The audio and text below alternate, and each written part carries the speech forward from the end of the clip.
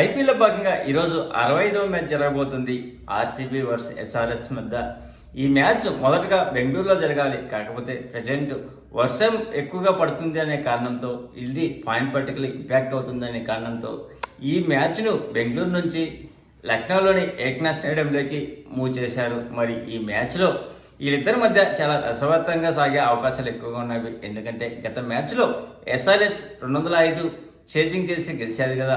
Already ఇక్కడ match ఆడిన అనుభవం ఎస్ఆర్హెచ్కు ఉంది. ఆర్సీబీకి మాత్రము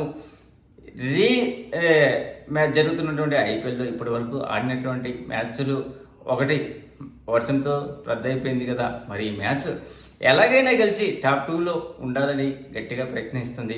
వీళ్ళిద్దరి మధ్య కొద్దిగా కోల్డ్ వార్ మధ్య జరుగుతుంటుంది మ్యాచ్లు మనం అబ్జర్వ్ చేస్తుంటే.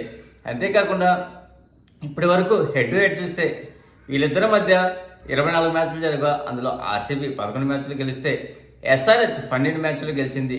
ఒక మ్యాచ్ నో రిజల్ట్గా ముగిసింది. సో కొద్దిగా ఎడ్జ్ ఉండేది మాత్రం ఎస్ఆర్హెచ్కు ఉంది హిస్టరీ ప్రకారంగా చూస్తే. అంతేకాకుండా ఈ స్టేడియంలో ఇప్పటి వరకు 20 మ్యాచ్లు జరిగితే మొదటి బ్యాటింగ్ చేసినటువంటి టీము 8 సార్లు గెలవగా, సెకండ్ బ్యాటింగ్ చేసినటువంటి టీము 11 సార్లు గెలిచింది. అంటే ఇక్కడ టాస్ చాలా కీలకం కాబోతుంది అనమాట. టాస్ గెలిచిన టీం మాత్రం బౌలింగ్ తీసుకునే అవకాశాలు ఎక్కువ ఉన్నాయి. ఎందుకంటే సెకండ్ ఇన్నింగ్స్లో డ్యూ పడే అవకాశాలు ఎక్కువగా ఉన్నాయి కాబట్టి ఖచ్చితంగా బౌలింగ్ తీసుకునేదే ఎక్కువ ఛాన్సెస్ ఉన్నవి. అంతేకాకుండా ఈ పిచ్ గత సీజన్లో అయితే మాత్రం కొద్దిగా స్లో పిచ్గా ఉండేది, కానీ ఈ సీజన్లో మాత్రం ఫ్లాట్ పిచ్గా ఎక్కువ రన్స్ వస్తున్నవి. అంతేకాకుండా ఇక్కడ ఫస్ట్ ఇన్నింగ్స్ యావరేజ్ స్కోర్ చూస్తే మాత్రం 169, అదే ఇండివిజువల్ హైయెస్ట్ స్కోర్ చూస్తే మాత్రము 235గా ఉన్నవి. అదే కాకుండా చేజింగ్లో 205 పరుగులు, అది గత మ్యాచ్లో ఎస్ఆర్హెచ్ చేసినటువంటి హెవీ మ్యాచ్లు. అంతేకాకుండా వీళ్ళిద్దరి మధ్య మనము బాగా అబ్జర్వ్ చేస్తే మాత్రం ముందు ఆర్సీబీలోని ఫిన్సాల్ట్ గత కొన్ని మ్యాచ్ల్లో హెల్త్ బాగాలేక తను మ్యాచ్లో జాయిన్ కాలేదు కదా, కానీ ఈ మ్యాచ్లో ఖచ్చితంగా తను ప్లేయింగ్ లెవెల్లో ఉంటాడు. అంతేకాకుండా ఇక్కడ మనం మాట్లాడుకోవాలంటే హజల్వుడ్ ఇంకా ఆమెను రాలేదు.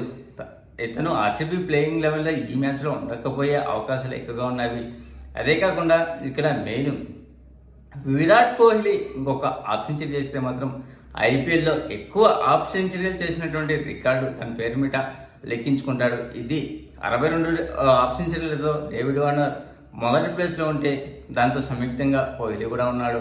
అదే కాకుండా ఇక్కడ మనం మాట్లాడుకోవాలంటే డెప్త్ ఓవర్లో ఆర్సీబీ 10.2 ఎకనామీ నమోదు చేసింది. ఈ ఎంత ఎకనామీ మరొక జట్టుకు ఏదీ లేదు ఈ సీజన్లో. అంతేకాకుండా ఈ సీజన్లో మనం ఇషాన్ కిషన్ గురించి మాట్లాడితే మొదటి మ్యాచ్లో సెంచరీ చేసిన తర్వాత అతను ఆడినటువంటి మిగతా మ్యాచ్లు అన్నీ కలిపి కూడా 30 కంటే ఎక్కువ చేసింది కేవలం 2 మ్యాచ్లు. అతని యావరేజ్ స్కోర్ చూసినా కానీ 13.9 ఉన్నది. అంతేకాకుండా ఇక్కడ డెప్త్ ఓవర్లో ఎక్కువ సిక్స్లు కొట్టిన వాడిగా టీమ్ డేవిడ్ ఉన్నాడు, 11 సిక్స్లు.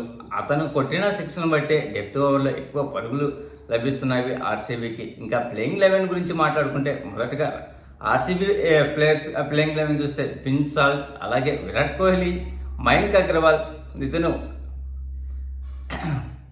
రజిత్ పాటిదార్, జితేష్ శర్మ, సెపాల్, టీమ్ డేవిడ్, అలాగే కృణాల్ పాండ్యా, భువనేశ్వర్ కుమార్, ఎస్ దయాల్, లుంగిడి నెగిడి, అలాగే సుయాష్ శర్మ ఇంపాక్ట్ ప్లేయర్గా రావచ్చు. అదే కాకుండా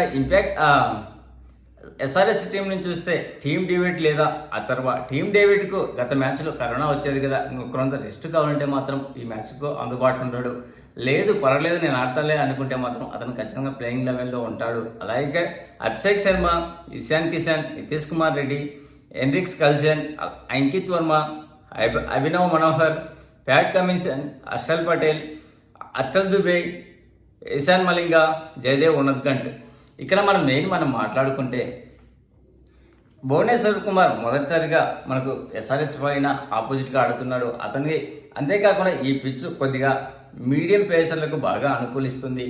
అది భువనేశ్వర్ కుమార్కు బాగా కలిసి వచ్చే అంశము.